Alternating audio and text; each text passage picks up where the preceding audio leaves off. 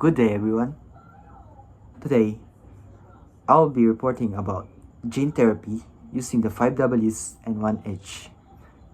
This will help us to understand what it is, who used it, when and where it started, and why is it important and how it works. Let's begin with first W, which is what?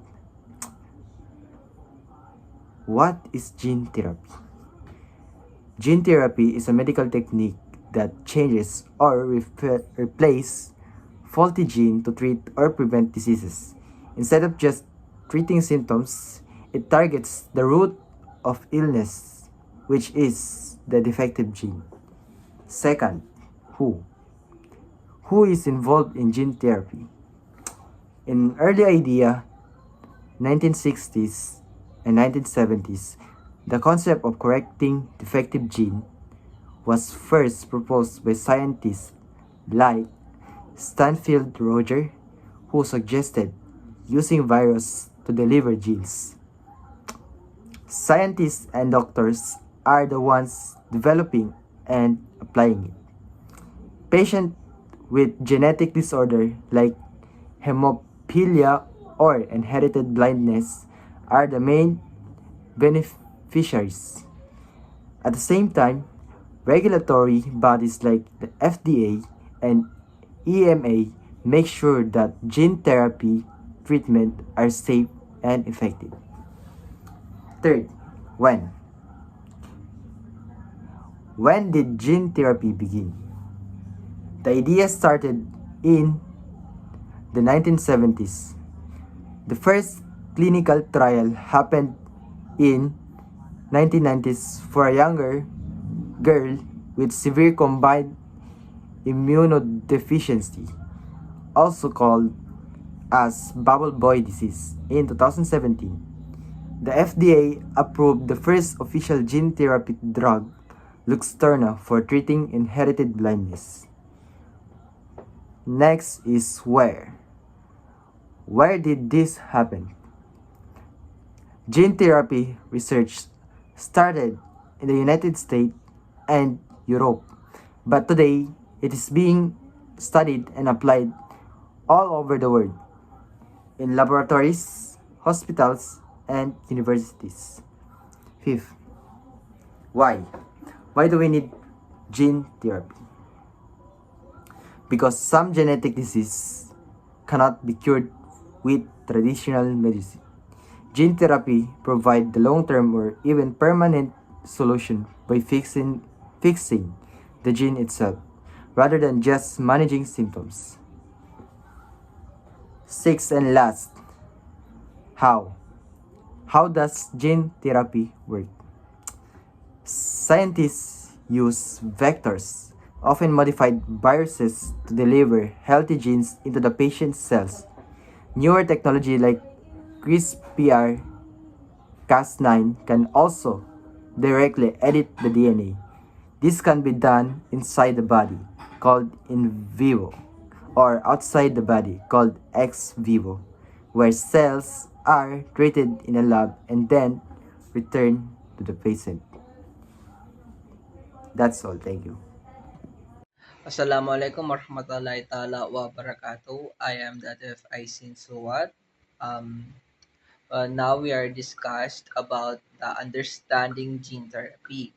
So, gene therapy is a medical techniques that use a gene to treat or prevent disease. So, sabi do dito, ang gene therapy ay isa sa mga medical technique na ginagamit para sa pag-treat ng disease or pag-prevent ng disease. So, replacing a fault or missing gene with a healthy one. So, sabi do dito, pag ang isang genes ay may sira or may nawala sa parte ng genes, ay pwede nating papalitan ng healthy one na genes. Turning off a harmful gene that cause a problem. So, lahat daw ng genes na nagkakos ng problem ay um, ito turn off. or turn off natin. So, papalitan at um, papalitan at re-replace ng bago ng healthy genes. So, adding a new or modified gene to help and body fight disease. So, sabi do dito, pag na-modified na yung gene na ipapalit sa body mo para makapaglaban or ma-fight yung or ma-prevent yung disease. The goal of gene therapy is not just to treat symptoms. So, ang goal doon ng gene therapy is not just to treat as symptoms or sakit. So, but to correct the root cause of disease in our DNA. DNA means a deoxyribonucleic acid. That means. So, sabi daw dito, to correct the root cause of the disease in our DNA. So, ibig sabihin, pag doon sa root ng gene natin ay may sira, ang goal ng gene therapy is i-replace yung healthy one, like gene na maayos na makakatulong sa ating katawan. So, they have an example here for the first gene therapy was done in 1990 for a girl, a gene with a weak immune system caused by ADA, SCED.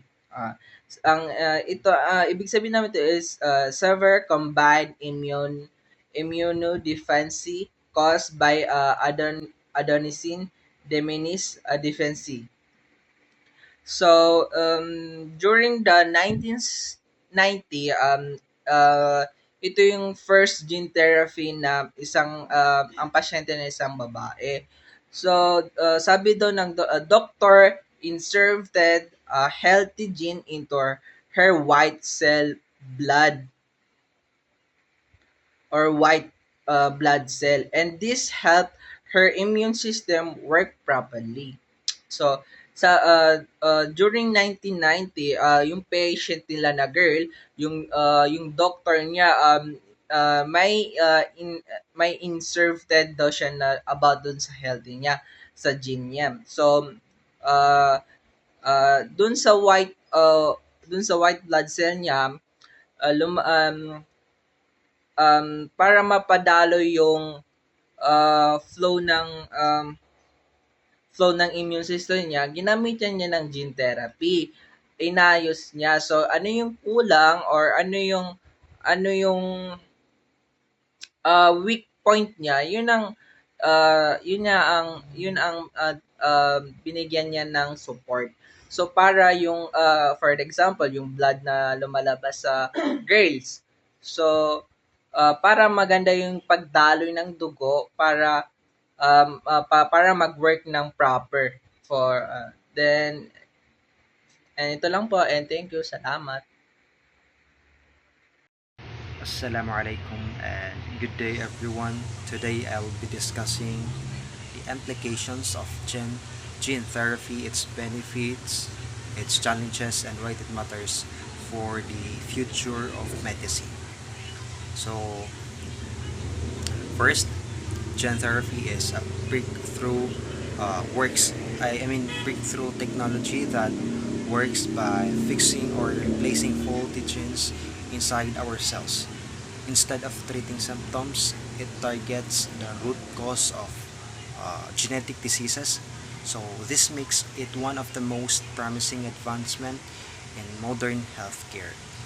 So one of the benefits of a gene therapy is it offers hope for curing genetic disorders. Diseases like cystic fibrosis, hemophilia, and certain types of hereditary blindness used to be considered lifelong conditions. Patients often live with limitation or constant medical care. Gene therapy changes that. So, by correcting the faulty gene, it gives patients chances to live normal, healthy lives. It turns what used to be impossible into something achievable.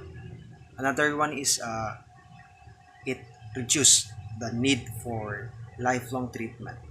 So many patients depend on medicine or hospital visits for the rest of their lives. Gene therapy has the potential to replace all those years of treatment with just one procedure that permanently fix the problem. This doesn't only improve the health; it also improves the quality of lives. Quality of lives. Third one is to supports personalized medicine. Every person's genes are unique with gene therapy. Treatments can be tailor made for an individual's specific genetic makeup. This means more effective results and fewer side effects because the treatment is designed exactly for that person. So, we have also those challenges and concerns regarding the application of therapy. First one is it is extremely expensive and it is not accessible to everyone. So right now, Gen therapy can cost millions of pesos, I think, or dollars. This raises a serious concern, who gets access to this life-changing treatments. If only the wealthy can afford it, then the technology becomes unfair. So another one is it involves medical risk because gene therapy works directly with DNA. There can be unintended effects. Some patients may have a strong immune reactions, or the new gene might affect the wrong part of the DNA. So while promising, it must be used carefully. The third one is it raises ethical questions. Should gene therapy be used only to treat diseases, or is it acceptable to use it for enhancements like increasing intelligence or physical ability? So these issues affect society as a whole. No, not just a scientist. We must consider to draw the line. So in summary of my topics, gen therapy has the power to cure genetic diseases, reduce lifelong treatments, and make medicine more personalized. But it also comes with high cost, medical risk, and ethical concerns. So as a future professionals, or as a future decision makers, it is important for us to understand both the promise and the responsibility that come with this technology. So I think that could be all. Thank you so much for listening for my short discussion. Billahi taufiq wal hidayah. Assalamu alaikum warahmatullahi wabarakatuh.